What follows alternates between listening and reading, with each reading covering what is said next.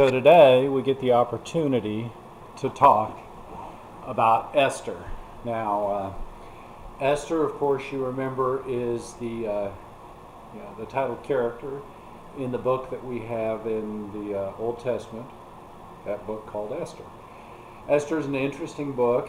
It's dated about 100 years after the story of Daniel in the lion's den. There are still, even though there's quite a few Jews who have returned to their homeland in Judea and begun the process of rebuilding the temple and the walls, there's still quite a few Jews who are left in Persia. And at this time in Persia, the Persian ascendancy, which is southern Iraq, southern Iran, has taken place. And you have in power a guy named Xerxes, and Xerxes is very, very powerful. And he becomes disappointed with his queen, and so a process is undertaken in the book of Esther to replace his queen. And the person who wins that, I guess you could call it a contest, or comes out on top in the midst of that process, is Esther. Esther, from all we know, is a very young girl, and because she's beautiful, available, all the things that a king might look for, she gets selected to be the queen. But being a queen in that world was very different from being a queen in other worlds, because she really had no power. It was much more of a situation where any power she had to be turned over to her from the king or the emperor or whatever you wanted to call Xerxes. And so as a result, she had very, very limited power. Anyway, she ascends to the throne, is next to the king himself, and then you have this story which starts out in the book of Esther of a guy named Haman. Haman feels like he's insulted by Mordecai, and that sets the stage for what Haman would do, not only wanting to destroy Mordecai, who was a Jew and the uncle of Esther, but all of the Jews. And so really Haman is a picture, according to Jewish tradition, of an anti-Messiah or anti-Israel person, and Haman then decides that he's going to destroy all the Jews and Mordecai as well, and becomes this major threat to all of the Jews who are left in Persia.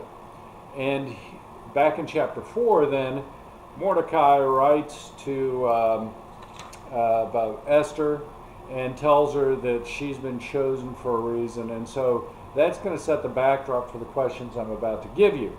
And the questions I'm about to give you are these three questions. First, how does providence play a role in opposing tyranny? And the tyranny, of course, is set by Haman. And the problem with Haman's tyranny is he goes to the top, King Xerxes, and Xerxes is not really paying attention. And as a result, all the Jews in the kingdom are condemned because of that. And nonetheless, we have the story of Esther here, who has been placed near the throne at just the right time where she can save her people. The second question is it kind of follows in the footstep. First question, how does providence play a role in opposing tyranny? And my answer to that is, at the right time, Esther was placed next to the throne because of God's purpose and his will. And that's definitely implied by what Mordecai has to say to Esther in chapter 4. The second question is, how is the motivation of protecting others significant in opposing tyranny?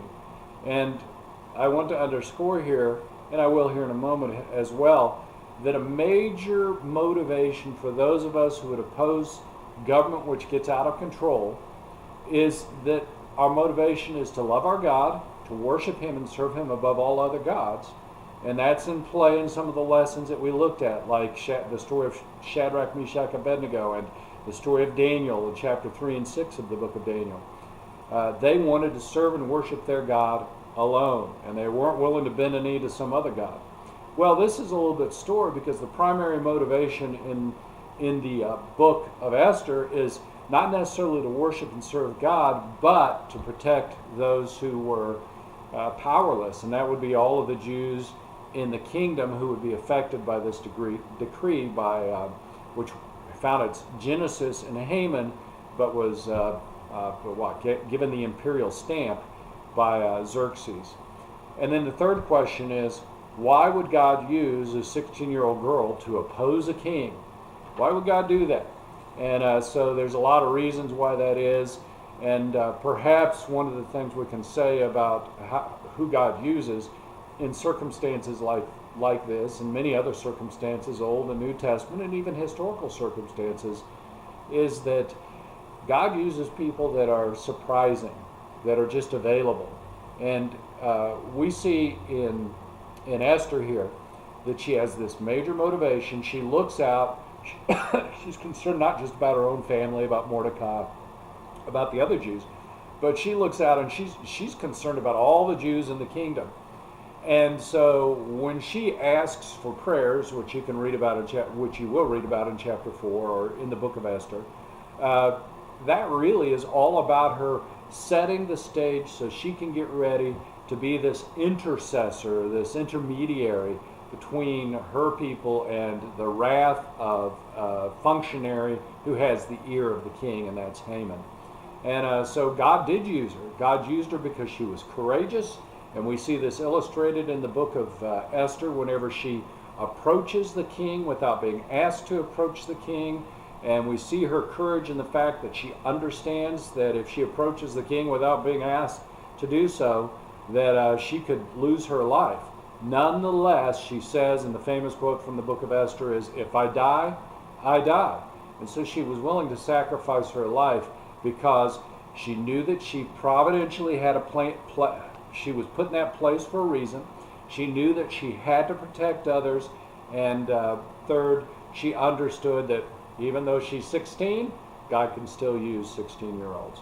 So the story of Esther is really, really this important story. And it's important for another reason, because it sets the backdrop for God's care for his people. And that may not be as viscerally felt by Christians, but Jews know that God cares for them and takes care of them. And one of the illustrations that if you were to ask the average religious Jew, and there's not a lot of religious Jews left in the world, but if you were to ask the average religious Jew, what are good examples of God's providential care for your people through the ages? One of the stories they are going to tell you, they'll tell you about Moses, they'll tell you about David, they'll tell you about a couple of other stories that they're familiar with, but the one story that they celebrate annually is the story of Esther, this young girl, 15, 16, or 17, who availed herself of the prayers of others, was humbled and depended on God's leadership, and was courageous, and as a result she stood in the way of the king and the evil man Haman, and she averted a genocide of the Jews. That's exactly what took place. And of course this is celebrated in the annual Jewish holiday called Purim. And Purim then is this celebration of God's providential care for his people.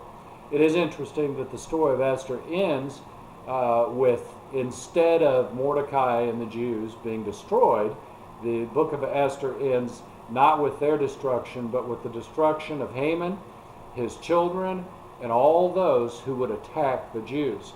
And so it is an illustration, I think, one, of God's care for his people, but two, that it is a dangerous thing to be on the wrong side of history, especially on the wrong side of God's history. And Haman was definitely on the wrong side of history. So let me remind you of those three questions again. First, how does God's providential purpose play out or play a role in opposing tyranny? Number two, how is the motivation of protecting others, or how is the motivation of protecting others significant or important when we oppose those who are in power against us? And third, why would God use a 16-year-old girl to work his purposes out so that his people might be protected? God bless you, and enjoy the studying from the book of Esther.